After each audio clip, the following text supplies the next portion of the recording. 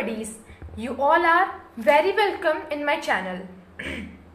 So today's topic is not for any definite class because handwriting and speed of handwriting is important for all ages.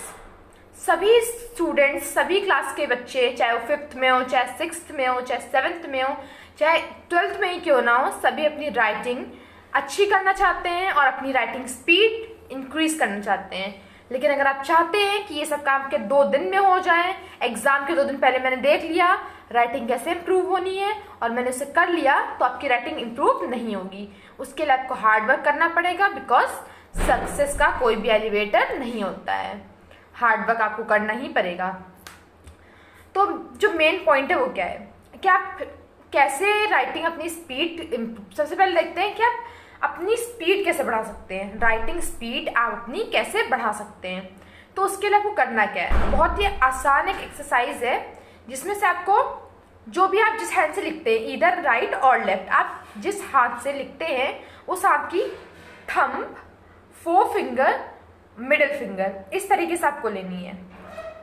अच्छे से देखिएगा. और इसको ऐसे, ये आपकी कुछ एक्सरसाइज होगी. ऐसे, ये ऐसे है, ये आपको ऐसे इस पोज पे लेनी है और एक्सरसाइज आपको ऐसे करनी है, लाइक दिस.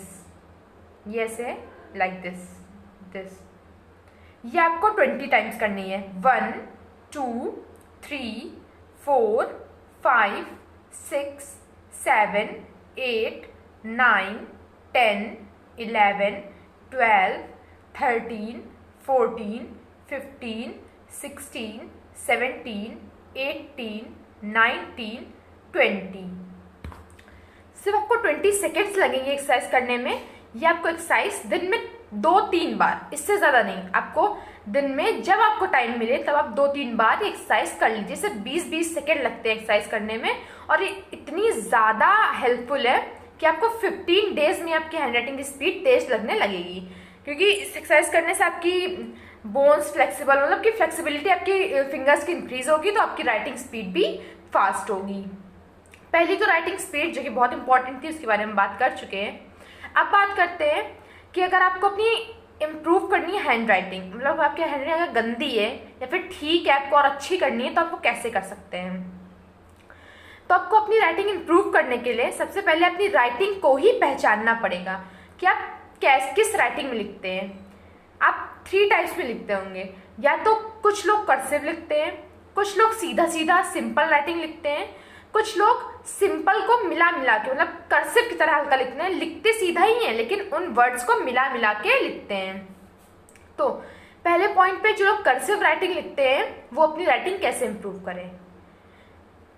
जो लोग कर्सिव राइटिंग लिखते हैं सबसे ज़्यादा मेहनत और सबसे ज़्यादा टाइम उन्हीं को लगने वाला है अपनी राइटिंग इंप्रूव करने में. क्योंकि अगर आपकी कर्सिव राइटिंग अच्छी है तो बहुत ही अच्छी बात है, लेकिन अगर आपकी कर्सिव राइटिंग खराब है, अच्छी नहीं है, तो कर्सिव कम और फारसी और उर्दू ज़्यादा लगती है. चलिए वो सब छोड़िए, वो सब आपका इंप्रूव हो जाए. कैसे? अगर आपको राइटिंग कर्सिव है, अगर आपके ऑलरेडी आप कर्सिव लिखते हैं, तभी आप इसको यूज़ करिए. आपको करना क्या है, आप कर्सिव लेटर्स लीजिए, उन्हें देखिए, उन्हें बनाने की कोशिश करिए. आप हाथ देखिए, एक ऐसे बनता है बी. ये आपको लग रहा होगा कितनी बचकानी बातें मैं बता रही हूँ, लेकिन बेस हर जगह, बेस तो बेस ही होता है. अब नींव के बिना बिल्डिंग नहीं खड़ी हो सकती ना. तो आपको लेटर्स देखने हैं कि कर्सिव राइटिंग में कैसे लेटर्स आपके बनते हैं.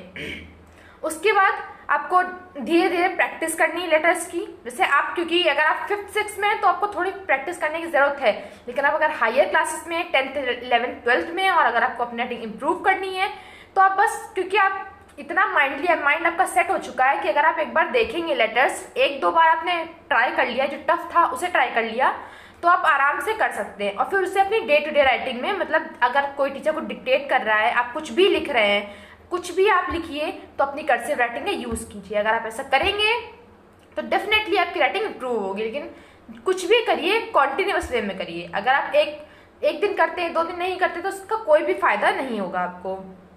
तो आप थोड़े दिनों में आपको लगेगा कि आपकी राइटिंग पहले से कई गुना ज़्यादा अच्छी हो गई है. अब दूसरी बात, अगर आप सीधा लिखते हैं, सिंपल लिखते हैं, तो आपको क्या करना चाहिए.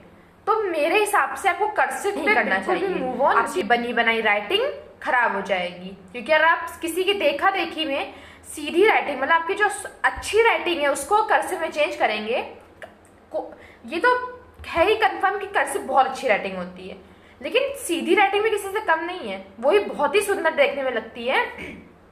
बस उसको इम्प्रूव करने के लिए वो करना क्या है, रोज आप आधा पेज, मैं ज्यादा नहीं बता रही हूँ, आधा पेज डिक्टेशन जिसको बोलते हैं, आप किसी से कोई अपना आपका छोटा भाई बोल दे, बड़ी बहन बोल दे, कोई कुछ बोल दे, आप उसे आधा पेज, अगर आपके पास टाइम नहीं है तो आधा पेज नहीं तो आप एक पेज पर डे लिखिए, पर डे डेफिनेट, और अपनी उस एक पेज में बेस्ट राइटिंग लिखिए। अगर आप रोज ऐसा करेंगे, और एक पेज लिखने में मुश्किल से आपको 15 मिनट्स लगेंगे। बस जो मेन बात आती है वो आती है कि आप कॉन्टिन्यूस वे में कर पाते हैं या नहीं। टाइम आपका बिल्कुल नहीं लगना है, बस आप अपना लेजीनेस छोड़ सकते हैं कि नहीं छोड़ सकते हैं अपनी राइटिंग इंप्रूव करने के लिए, मैटर वो करता है। तो अगर आप ऐसा करते हैं और धीरे धीरे उसको अपनी डे टू डे राइटिंग में लेके आइए कि मैं आप रोज मानिए आप महीने भर से रोज एक पेज राइटिंग लिख रहे हैं, तो आप देखेंगे आपकी राइटिंग काफी इंप्रूव होगी, क्योंकि आप रोज अच्छा बना बना के अपने लेटर्स को लिख रहे होंगे। फिर डे टू डे लाइफ में भी आप थोड़ा राइटिंग में भी आप थोड़ा थोड़ा उसको इंक्लूड करिए, तो आपकी राइटिंग आप देखेंगे थोड़े दिनों में बहुत ज्यादा अच्छी लगने लगेगी। और जो आखिरी मैंने बात की थी कि जो लोग लिखते सीधा है लेकिन मिला मिला के लिखते हैं, सेम चीज उनको भी करनी है, लेकिन जो भी करना है कॉन्टिन्यूस वे में करना है। आप लोग को भी रोज आधा पेज नहीं तो एक पेज राइटिंग लिखनी है, थोड़े ही दिनों में आपको अपनी राइटिंग में इम्प्रूवमेंट दिखने लगेगा। ये सब बात होगी राइटिंग की। हम लोगों ने हैंड राइटिंग की बात कर ली, हम लोगों ने स्पीड की बात कर ली। अब कुछ ऐसी चीजें हैं जैसे बहुत बच्चों को हेडेक होता है, तो हेडेक आप कम करने के लिए क्या कर सकते हैं? हेडेक कम करने के लिए आप मेडिटेशन कर सकते हैं, योग कर सकते हैं, योगा कर सकते हैं। आजकल देखिए कंट्री में रामदेव बाबा ने कितना योगा फैला के रखा है, मतलब बहुत अच्छी बात है ये। योग करने से बहुत सारी डिजीजेस आपकी सही हो सकती है जो शायद मेडिसिन से ना हो। ये मेरा खुद का एक्सपीरियंस है कि जितनी देर मैं मेडिसिन लेती थी उतनी ही देर मेरा हेडेक कम रहता था, और जैसे मेडिसिन का असर खत्म वैसे ही हेडेक स्टार्ट। बस आपको थोड़ी देर प्राणायाम करना है, बस थोड़ी देर, मुश्किल से सुबह के 15 मिनट। अगर आप ऐसा करते हैं तो आपकी मतलब बहुत ज्यादा आपका हेडेक बिल्कुल चला जाएगा। आपको करना क्या है, अनुलोम विलोम, ये एक आसन है जो आपको करना है, बस 15 मिनट करना है। अगर ये आप कभी भी कर सकते हैं, खाना खाने के पहले भी कर सकते हैं, खाना खाने के बाद भी कर सकते हैं, जब आपके पास फ्री टाइम हो आप तब कर सकते हैं। कोई इसके लिए रूल नहीं है, जैसे बाकी आसन के लिए होता है कि आप आफ्टर ईटिंग नहीं कर सकते हैं, तो इसके लिए ऐसा कोई यूज नहीं है। अब आखिरी चीज कि कुछ बच्चे कॉन्सेंट्रेट नहीं कर पाते हैं, मतलब कि पढ़ना तो चाहते हैं लेकिन उनका दिमाग एक जगह नहीं लगता। मानिए वो याद कर रहे होते हैं लेकिन सोच रहे होते हैं कि हमें अब फोन चलाना है, अब ये करना है, अब वो करना है, तो कुछ लोग कॉन्सेंट्रेट नहीं कर पाते। तो उसके लिए क्या करना है, उसके लिए आपको अपनी 4 फिंगर यहाँ आईब्रोज के मिडिल में या इस जगह पे करके आपको सर्कुलर मोशन ऐसे ऐसे ऐसे करना है। कितनी बार, 20 टाइम्स। 1 2 3 4 5 6 7 8 9 10 11 12 13 14 15 16 17 18 19 20। ज्यादा दबाव नहीं डालना है आपको, यहाँ पे अपनी 4 फिंगर पुट करके सर्कुलर मोशन करना है। आपका ब्लड सर्कुलेशन इससे बढ़ेगा और डेफिनेटली आपको 15 डेज में नहीं तो 1 मंथ में आपको रिजल्ट अच्छा देखने में मिलेगा कि आपकी कंसंट्रेशन पावर, मेमोरी पावर, इससे कंसंट्रेशन पावर भी आपकी इंक्रीज होगी, आपकी मेमोरी पावर भी इंक्रीज होगी। तो आज की वीडियो में बस इतना ही। अगर आपको वीडियो अच्छा लगा हो तो प्लीज़ वीडियो लाइक करिएगा, चैनल सब्सक्राइब करिएगा और अपने दोस्तों के साथ शेयर करना मत भूलिएगा। Thanks for watching.